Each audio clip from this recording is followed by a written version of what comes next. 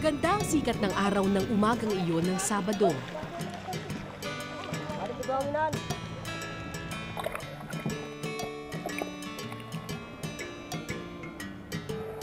Malinaw at malamig ang tubig, tamang-tama lang para maglaro at magtampisaw.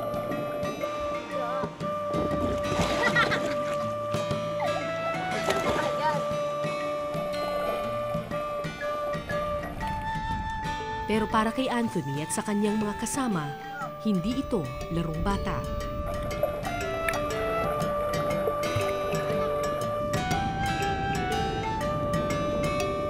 Bawat bagay na masisisid niya, katumbas ay barya sa alkansya.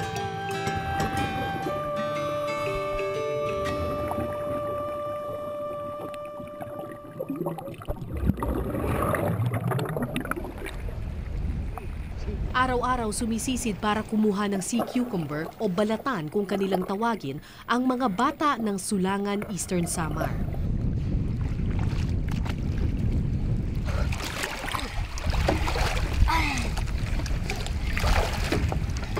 Siyam na taong gulang lamang si Anthony nang magsimula siyang sumisid ng sea cucumber. 4 na taon na niya itong ginagawa. Para hindi na ako manghingi sa nanay ko. Nang alin? Ng pambayad sa eskwelahan.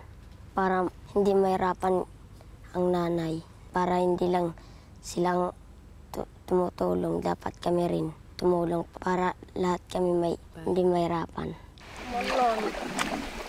Anak ng isang mangingisda, kulang ang perang kinikita ng kanyang ama't ina para tustusan ang kanyang pag-aaral. Sa kagustuhang makatapos sa eskwela, araw-araw sa laot si Anthony para sumisid ng pangbaon niya kinabukasan. Bukod sa antiparang kahoy, wala nang iba pang kagamitan sina Anthony pang sisid. Lakas lang ng baga at haba ng hininga ang tangi nilang sandata. Nakatago sa pagitan ng damo ang mga sea cucumber, kaya mahirap itong hanapin.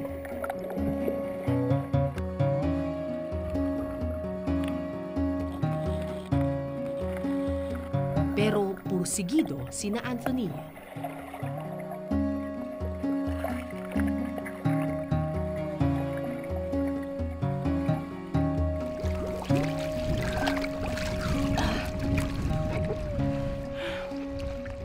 Puro, ang pinakamadaling mahanap yung mga ganitong tibas.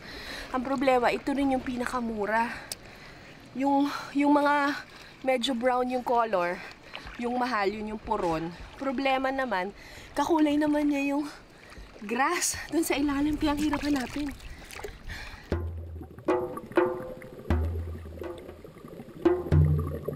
Isa pang balakid ang dagta na inilalabas ng sea cucumber kapag ito'y napipisil.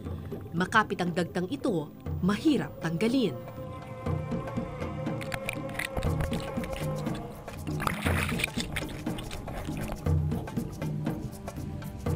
Pero di ito alintana ng mga bata. Ang mahalaga, makaipon sila.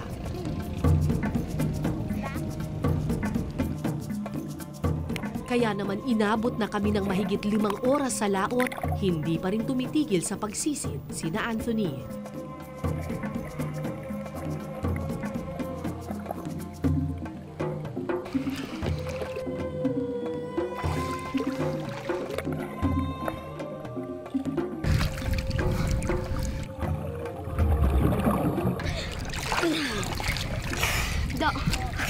Ang galing nila. Hirap na. Tumigil lamang kami nang mapuno na ang 2 balde. Dito ko.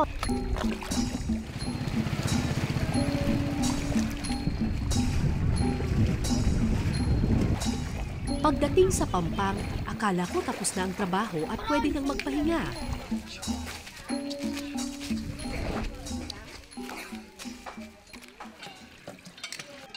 Pero ang batang si Anthony, sabak muli sa trabaho.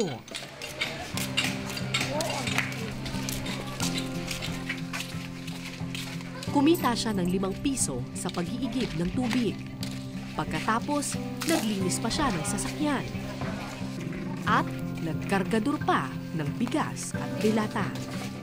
Ano nararamdaman mo pag pag nakikita mo silang nagtatrabaho? Naano rin naman ako minsan. Sabi ko nga, kawawa naman kako yung mga anak ko, mariliit pa. Sabi ko, maano na sila sa trabaho. Pagkatapos ng trabaho, diretso uwi si Anthony. Sinundan namin ang bata at nakita namin ang marahil pinakaimportanting bagay para sa kanya. Isang lumang garapon ng pulbos. Magkano ba yung kailangan mong pera? 300. 300? Bakit? Para saan yung 300 pesos?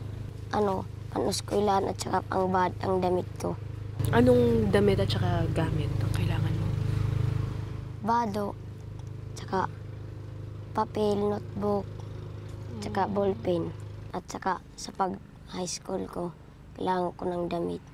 At saka ang sarawal ko, ang short sa high school. Gusto ko yon kasi mag-first year na ako.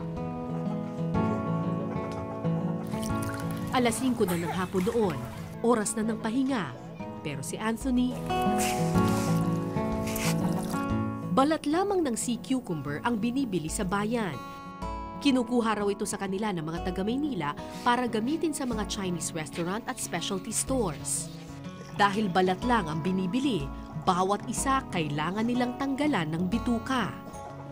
Buong araw ko nang kasama si Anthony, pero ni minsan, di ko siya nakitang maglaro tulad ng karaniwang bata. Okay. Wala, tugat. Tugatan ka? Ano nangyari? Wala. Anong wala? Ano nangyari sa'yo? Nasugatan ka? Wala. At kahit may iniindang sugat, walang puwang para magpahinga. Ikaw ang nagudiin.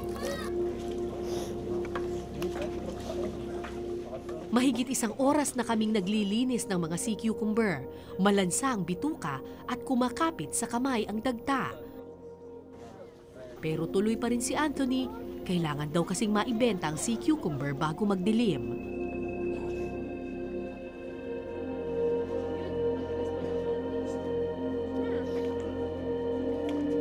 Gabi na nang matapos kami sa pagtatanggal ng bituka.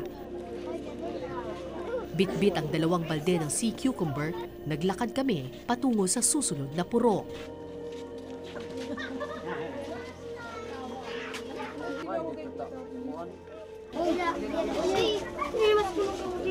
Ayan! Ang dami! Umabot ng 4 na kilo ang binalatan naming itim na sea cucumber. Hindi pa kasama sa timbang ang mga balatan na iba ang kulay. Marami-rami ang aming naibenta, kaya umasa akong malaki rin ang kikitain ni na Anthony. Pero nang matapos ang pagtitimbang, Oh, Magkano? 87. 87? Ay, kasi mura lang yung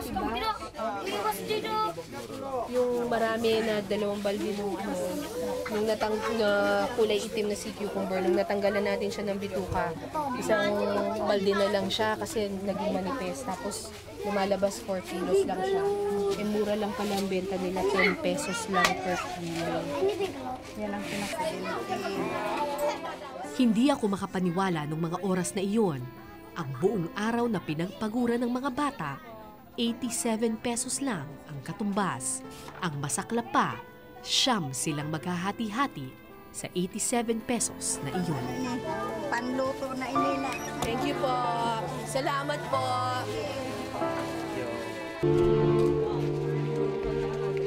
Pagdating ng gabi sa oras ng pahinga, binalikan ko ang bahay ni na Anthony. Pero imbis na natutulog, dinatnan ko si Anthony na balisang-balisang naghahanda ng kagamitang pandagat. Ano po ito? Yung Flashlight? ginagamit nila pang sisig. Nakabalot ng Binalot guma. ng ng goma para hindi pasokin ng dagat. Ng dagat.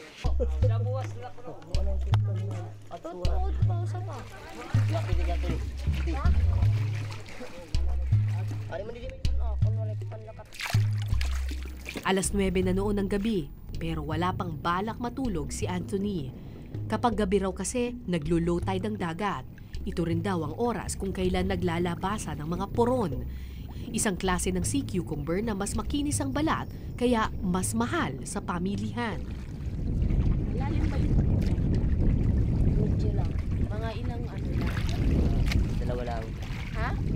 bata.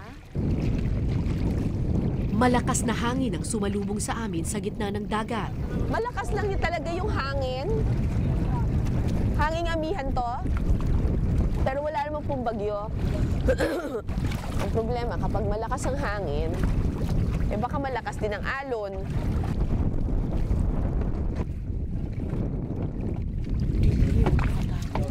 Hindi ka natatakot? Natakot ako para kay Anthony. Pero di na siya sumagot at agad na lang lumusong sa tubig.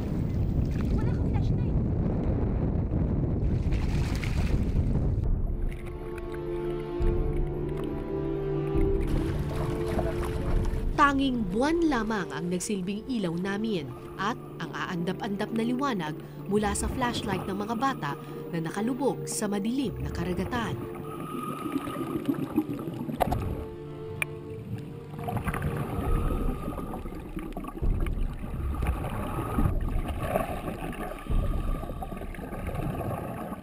Hindi ka ba natatakot? Minsan, Saan ka natatakot? kung wala akong kasama, kung ako lang nawawala ka, bakit? Baka malunod ako. Baka mawala, baka maanas ng dagat.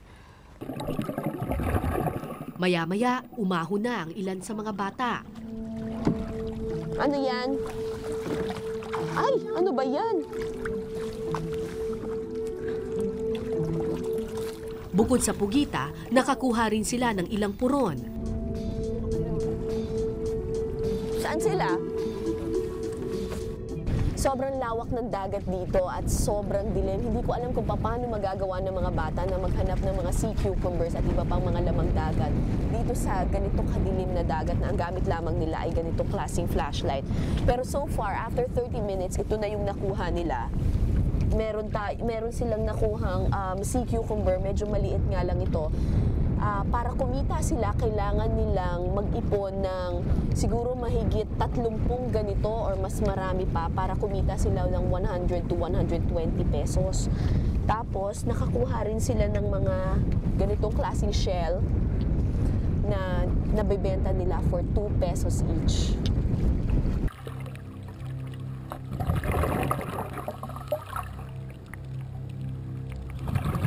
Si Anthony ang pinakabata sa grupong lumusong nung gabing iyon. Sa liit ng kanyang katawan, kinabahan ako para kay Anthony. At nagdesisyon akong sundan ang bata.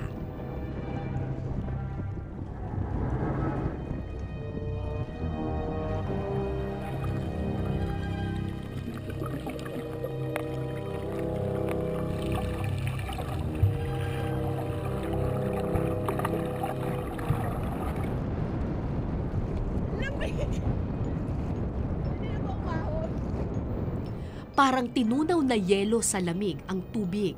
Halos wala kang makita sa sobrang dilim. At sa lawak ng dagat, madali kang mawawala at matatangay ng agos. Katunayan, pag-ahon ko,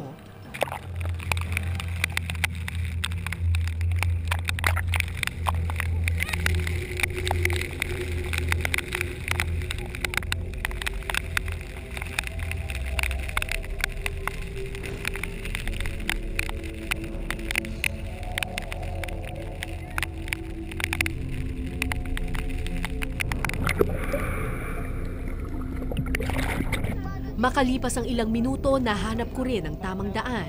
Hirap maghanap! Nakadisorient.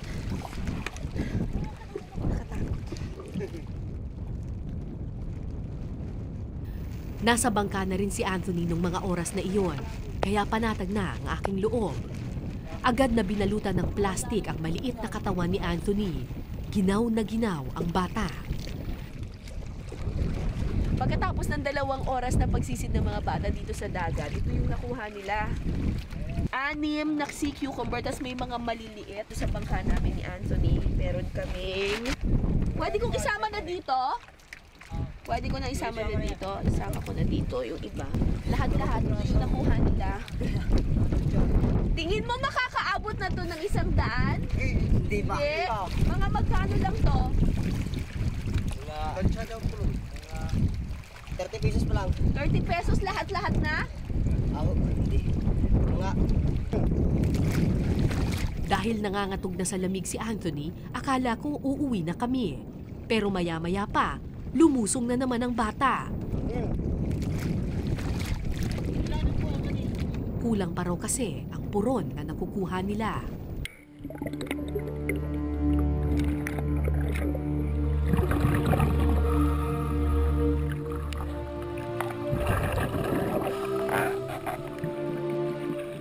Hanggang anong oras kayo sa laot? Mabot na ng alas 6. Nung umaga? O tapos anong oras ang pasok sa eskwela? Alas 7.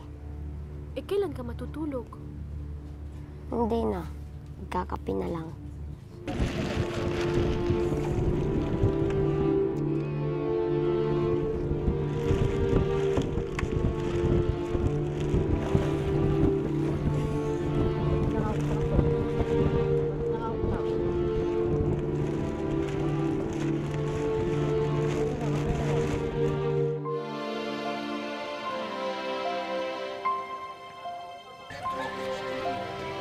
Kinabukasan, sa laot ko na naman natagpuan si Anthony. At masamang balita ang bungad niya sa akin. Ano nangyari? Ay, Pinasok may ng tubig. tubig! Pinasok ng tubig! Nang nagsisid. Nung nagsisid. Ano ngayon ang balak mong gawin? Bilihan ng bago. Ay, magkano yung bago? Ano, bagong flashlight? Ay, magkano yung bagong flashlight? May 190. Aksidenteng pinasok ng tubig ang flashlight ni Anthony. Kaya ang pinag-iipunan niyang notebook, shorts at ballpen sa alkansya, ipagpapaliban na muna. Hindi ganito kahirap ang buhay noon sa Sulangan. Noon daw, isda ang pangunahin nilang ikinabubuhay. Sagana pa raw kasi noon sa isda ang dagat nila. Naubos ang isda dito kasi sa pagbabadil. Pag? Babadil. Ano yung badil? Yung cyanide fishing? Ah, so naubos ang isda dito. Naubos ang isda. Yung nagbalat na lang kami.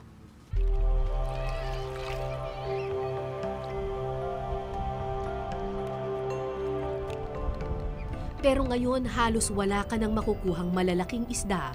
Ang malalaking isda nasa Pasipiko na at kailangan mong gumamit ng mas malaking bangka at gasolina. Magkano lang kinikita ninyo? Hindi lang. Mga mabuti na kung kakakuha ng mga 200. Pag ano, Paano po yung ano yung gasolina? 250 po. Ah, 250. Isang galon po. Ay, kaya tsamba-tsamba lang yung dito pangingisda. Kaya nagtsatsaga na lang sa sea cucumber ang mga taga-Sulangan at swertihang pangangawil ng mga isdang gaplatito lamang ang laki. Maya-maya, nakita kong namimilipit sa bangka si Anthony. Anthony! Nag-almusal ka na ba? Ha? Nalaman kong hindi pa pala nag-aalmusal ang bata, kaya dali-dali kaming umuwi.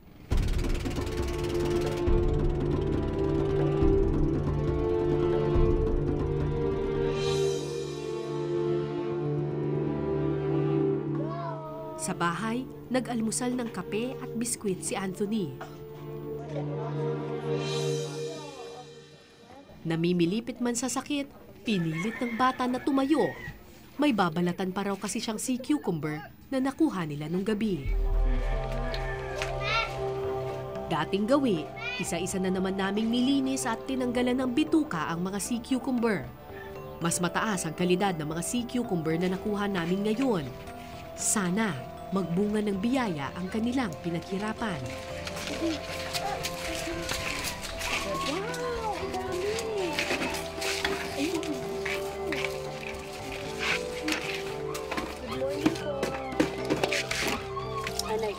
Sana sapat na ito para mapuno ni Anthony ang kanyang munting alkansya.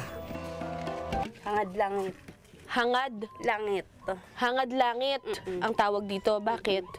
Kasi iba-iba kasi yung klase. Ito naman kulawot ang tawag dyan. Puron naman ito. Puron ito, yung maliliit.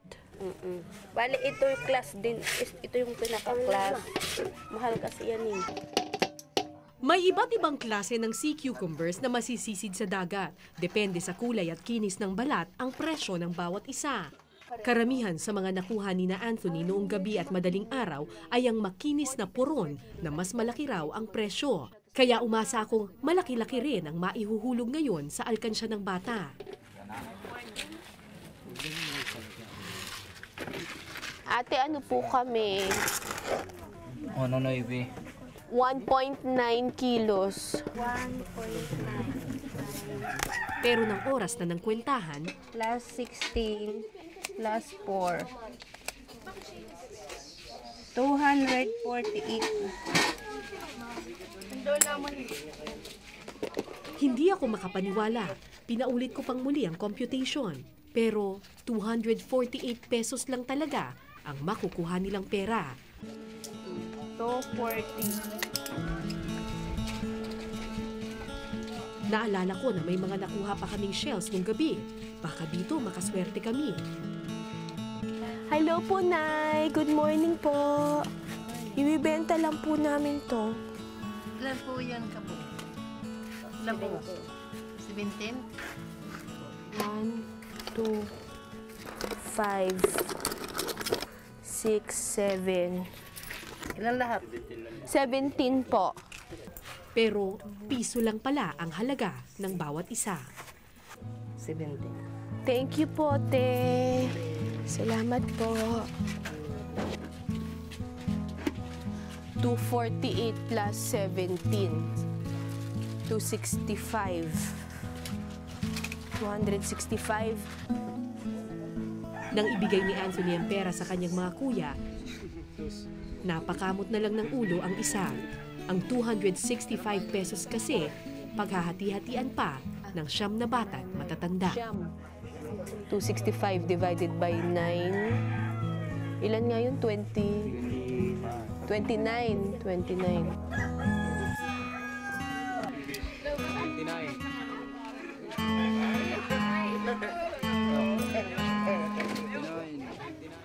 Five, 10, Gaano man kaliit ang pera, matyagang hinulog ni Anthony ang barya sa kanyang alkansya. 30, 40, 50. 50 lang. Ang balak mo gawin sa pera mo? Bibili ko ng spot. Magkano ba yung spot? 190. So, kulang ka pa. So, Ang gagawin mo para makapag 190 pa? anak ko maghahanap buhay.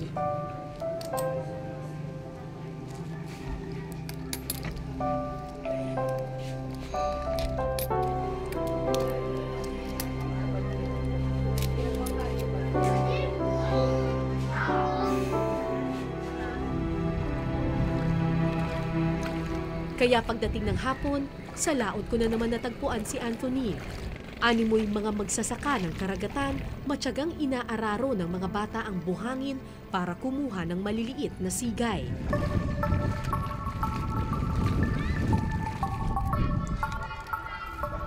Pagkatapos pagpilian, maingat na tinutuhog-tuhog ang bawat isang maliit na sigay.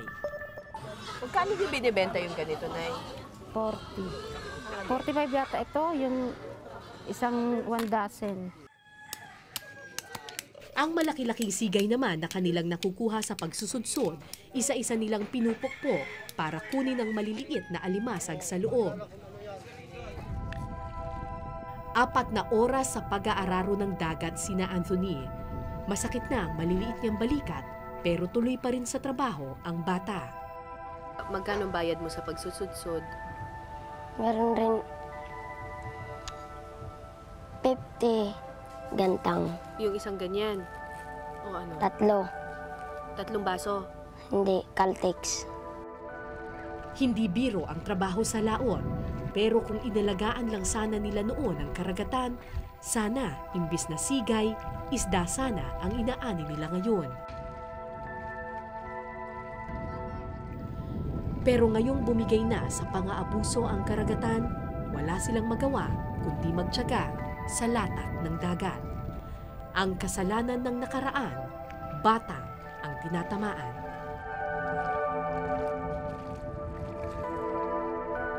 Tanging sa edukasyon na lamang umaasa si Anthony para makalaya sa lusak ng karagatan. Matampos ako dito sa 4th year. Dapat na-post-school ako kung inana ko sa giwang kung may pera lang. Gusto mo mag-college? Po. Ano ba yung pangarap mo pag nagdadasal ka kay Jesus? Janitor. Gusto mo maging janitor? Ha? Opo. Katrabaho ko sa Maynila, gaya ng ate ko. Hindi ko alam kung ano ang sasabihin ko kay Anthony nang marinig ko ang kanyang simpleng pangarap. Ang kanyang hangarin na makahawak ng 300 piso, pambili ng notebook at damit, at 190 pesos, pambili ng bagong flashlight. Kung tutuusin, bariya lang sa atin ang ganitong halaga ng pera. Pero para sa mga tulad ni Anthony, sapat na ito para matupad ang inaasam.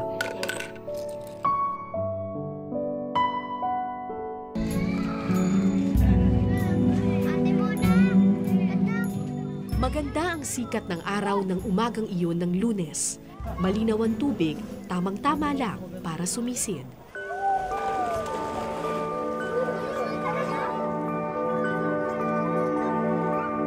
Pero hindi ko nakita sa dalampasigan ang batang si Anthony nung araw na iyon.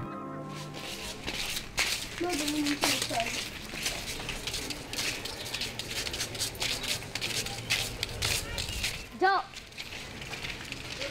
Pagod man ang katawan, puyat man ang mga mata, ni minsan hindi umabsent sa eskwelahan si Anthony. Hindi naman siya lumigliban sa klase. Ngunit kung pumapasok siya, minsan inaantok. Kulang sa tulog. Opo.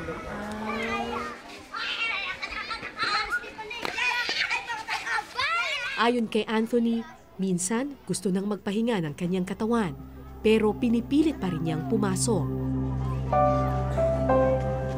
Sa eskwelahan kasi siya pinakamasaya. Dito, nagiging bata siyang muli. Naglalaro, nag-aaral, nangangarap. Madalas daw, naiinggit siya sa kanyang mga kaklase. Kasi ang bag nila bago, ang sa akin hindi luma na. Hindi sila trabaho. Ako, nahihirapan.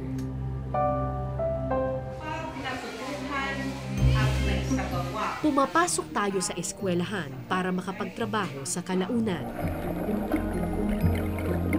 Pero si Anthony at iba pang child laborers tulad niya, kabaliktaran. Nagtatrabaho sila para makapag-aral.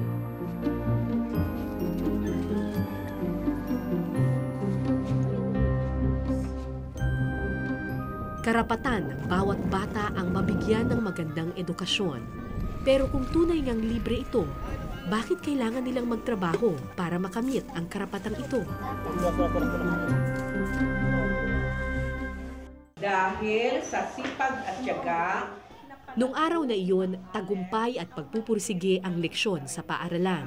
alin sa sumusunod ang naging puhunan niya na dapat nating tularan. Matagal nang nasagot ni Anthony ang tanong na ito. Matagal na niyang kilala ang sipag at tiyaga. Matagal na siyang naniniwala na pagtatrabahong walang humpay ang susi sa tagumpay. Pero ilang beses na siyang binigo ng pagtatrabaho. Ngayon, sa edukasyon na lang siya kumakapit. Sana hindi mapagod si Anthony sa pagkapit sa pangarap na ito. Ako po si Cara David at ito po ang Eyewitness.